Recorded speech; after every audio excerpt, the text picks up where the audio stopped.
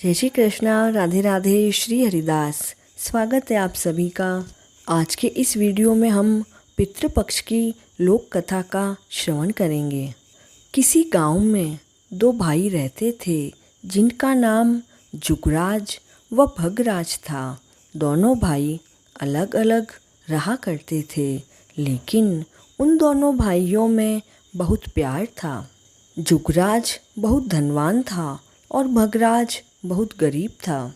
जुगराज की पत्नी को धन का बहुत अभिमान था, किंतु भगराज की पत्नी बड़ी सीधी सादी थी। एक बार पितृपक्ष आने पर जुगराज की पत्नी ने जुगराज से पितरों के श्राद्ध करने के लिए कहा, तो जुगराज ने इसे फालतू का काम समझकर इसे टालने के लिए सोचने लगा।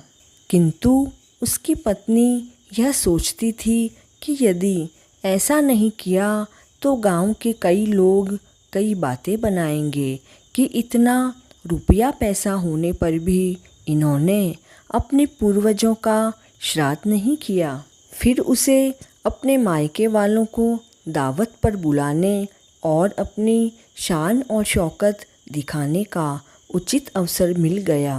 अतः वह फिर अपने पति से बोली, आप शायद मेरी परेशानी के कारण ऐसा कर रहे हैं, किंतु मुझे इससे कोई परेशानी नहीं होगी। मैं भगराज की पत्नी को बुला लूँगी, हम दोनों मिलकर सारा कार्य कर लेंगे। ऐसा कहकर उसने अपने मायके न्योता भिजवा दिया।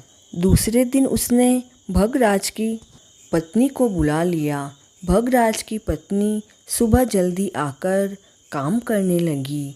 उसने सारी रसोई तैयार कर ली, खाना बनाया, अलग अलग तरह के पकवान व मिठाइयाँ बनाई और सभी कार्य निपटा कर वह अपने घर आ गई। उसे भी तो अपने पूर्वजों का श्राद्ध व तर्पण करना था।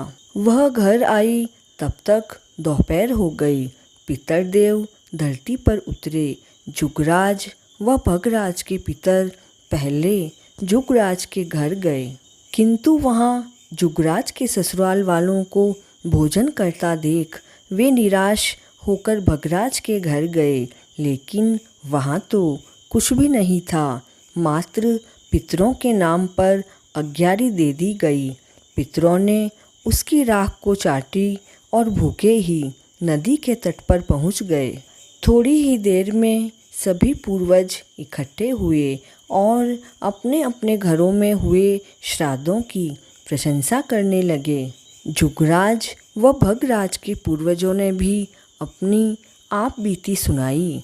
फिर उन्होंने सोचा, अगर भगराज के पास धन होता तो वह जरूर श्राद्ध करता और हमें भूखा नहीं रहना पड़ता। लेकिन भगराज के घर में तो 2 समय का खाना भी नहीं था। यह सोचकर उन्हें भगराज पर दया आ गई।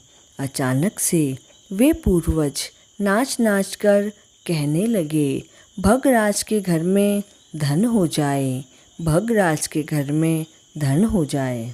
संध्या होने को थी। इधर भगराज के बच्चे भूखे थे। उन्होंने अपनी माँ से कहा, माँ, हमें भूख लगी है। अब वह उन्हें टालने के लिए कहने लगी कि जाओ, आंगन में हांडी ऊंधी रखी है, उसे जाकर फोड़ लो और जो भी मिले उसे बांटकर खा लेना। अब बच्चे वहाँ जाकर क्या देखते हैं कि हांडी तो मोहरों से भरी हुई है और वे दौड़कर माँ के पास आए और माँ को सब बताया। फिर वह वहाँ जाकर देखती है तो वह भी हैरान और आश्चर्यचकित हो गई। इस तरह से भगराज भी अमीर हो गया, लेकिन धन पाकर भी वह घमंडी नहीं हुआ। दूसरे वर्ष वापस श्राद्ध आए तो भगराज की पत्नी ने खूब पकवान बनाए, ब्राह्मण भोजन करवाया, श्राद्ध किया, तर्पण किया और पिंडदान किया व ब्राह्मणों को दक्षिणा दी। भगराज की पत्नी अपने जेठ जेठानी को सोने चांदी के बर्तनों में भोजन करवाया। इससे उनके सभी पितर बड़े प्रसन्न तथा संतुष्ट हुए। जैसे भगराज के पितरों ने विधि विधान से श्राद्ध करने पर भगराज को संपन्न कर दिया, वैसे ही अगर श्राद्ध पक्ष में कोई पितरों का विधि विधान से श्राद्ध और तर्पण आदि करता है तो उसे धन्य धान्य की प्राप्ति होती है, वह पितरों का आशीर्वाद मिलता है तथा जीवन की सभी बाधाएं नष्ट हो जाती है। तो यह थी श्राद्ध पक्ष की लोक कथा। जय श्री कृष्ण।